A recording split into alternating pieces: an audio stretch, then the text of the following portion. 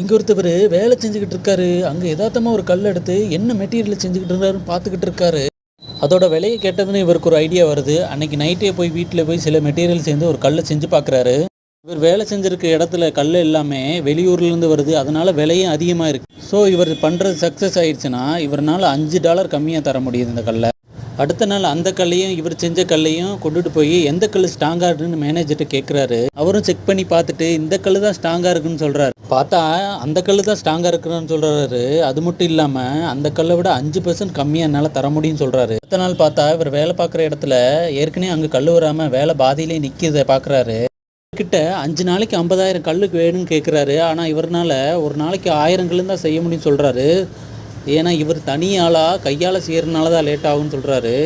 இருந்தாலும் இந்த சான்ஸை விட்டால் வேறு சான்ஸ் கிடைக்காதுன்னு ஓகே சொல்லிடுறாரு.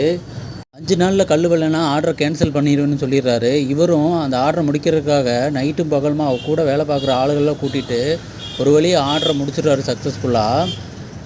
அதில் வர பணத்தை வச்சு தனியாக ஒரு ஃபேக்ட்ரியே ஆரம்பிச்சிடறாரு இவரோட ஃப்ரெண்ட்ஷிப்பை வச்சு.